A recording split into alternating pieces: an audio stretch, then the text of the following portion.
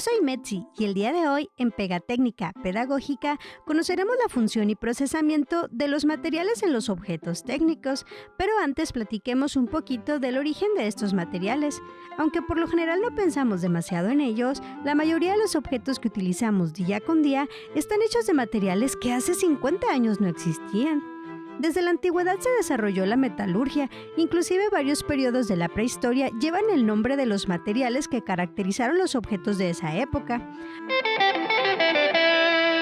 Por ejemplo, en la Edad de Piedra se utilizaba ese material para construir armas y herramientas como hachas, cuchillos, puntas de lanza y de flecha, los raspadores usados para ablandar el cuero, los morteros para moler el grano y muchos otros instrumentos que se han encontrado.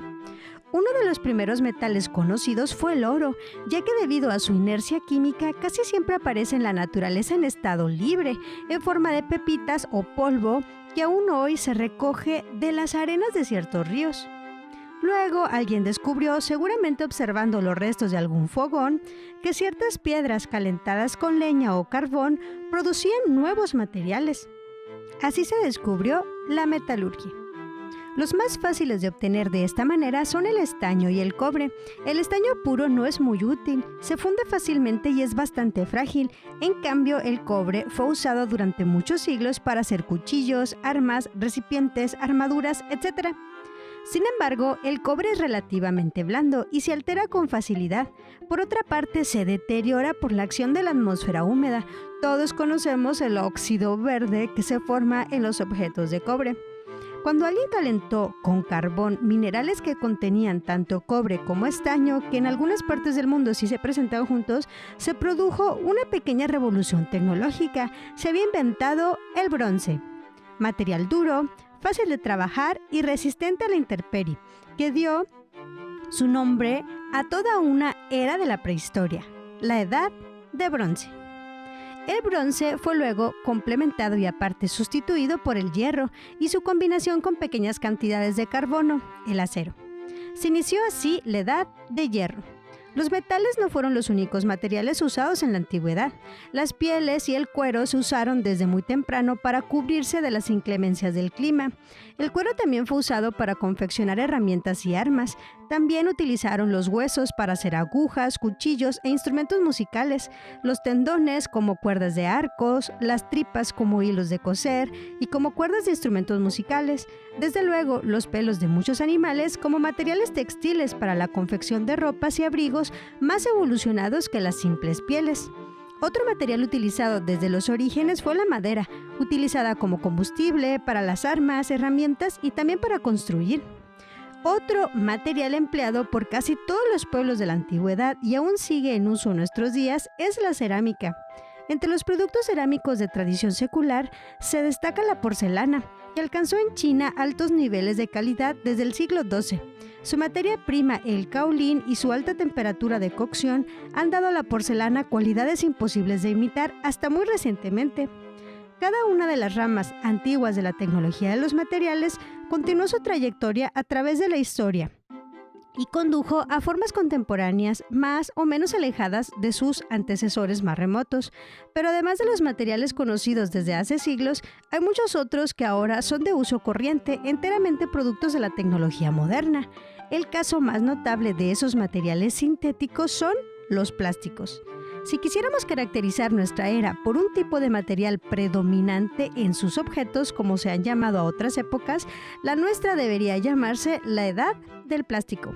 Ningún otro tipo de material ha demostrado mayor versatilidad ni mayor capacidad de penetración en las aplicaciones más diversas.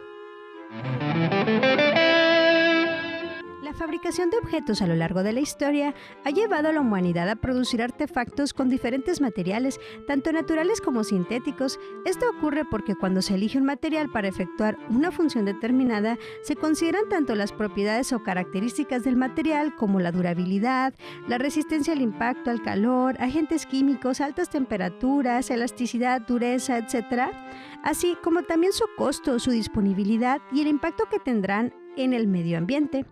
Cada material tiene características o propiedades que le permiten realizar ciertas funciones. Las principales propiedades mecánicas son plasticidad. Cuando un material puede experimentar deformaciones permanentes sin romperse, por ejemplo la plastilina o la arcilla o los hilos que pueden ser moldeados una y otra vez hasta obtener la forma deseada. En los metales, estas cualidades se conocen como maleabilidad y ductilidad. Elasticidad. La capacidad de los materiales de recuperar su forma una vez que se deja de ejercer sobre ellos la fuerza que provoca la deformación. Por ejemplo, las ligas, licra, etc. Otro es la tenacidad. Cuando los materiales poseen gran resistencia a la rotura y al choque, por ejemplo, el aluminio. La fragilidad. Cuando el material es poco resistente al choque, por ejemplo, el vidrio. La fatiga. Cuando el material es resistente a esfuerzos provocados por acciones repetitivas, como las ligas y los resortes. Existen además otras propiedades físicas como la porosidad, que es la capacidad de un material para absorber líquidos o gases, la conductibilidad eléctrica, la conductibilidad térmica, la resistencia a la corrosión, a la oxidación y en el caso de los plásticos, la resistencia a la degradación, entre otras. Imagina que utilizaras un martillo hecho de algún material parecido al plástico para golpear un clavo sobre una tabla. No podrías ni traspasar la madera y el plástico se rompería después de 2 o 3 golpes. Por eso los martillos están hechos de acero, porque tienen el propósito de clavar objetos de materiales semejantes a este material.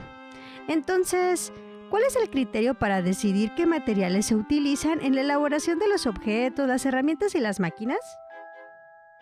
Lo que se busca al utilizar un material es que sea adecuado para realizar la función para la que ha sido creado.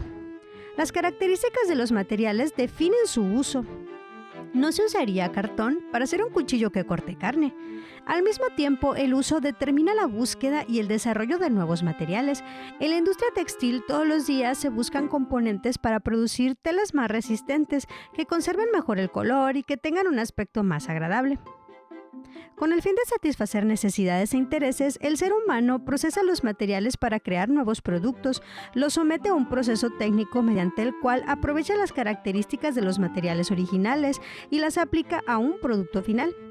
En un sistema tecnológico, los materiales son los insumos que se transforman por medio de la aplicación de gestos y acciones técnicas y por el uso de herramientas o máquinas. Para el procesamiento de materiales naturales y sintéticos se utilizan diversas técnicas, entre ellas aplicación de calor. Abarca desde la simple cocción de alimentos hasta el uso de altos hornos para la fundición de metales. El hilado alude al proceso para crear hilos a partir de materiales como la lana de las ovejas o la flor de algodón. Mezcla o aleación. En este caso, 2 o más materiales al combinarse adquieren una nueva característica.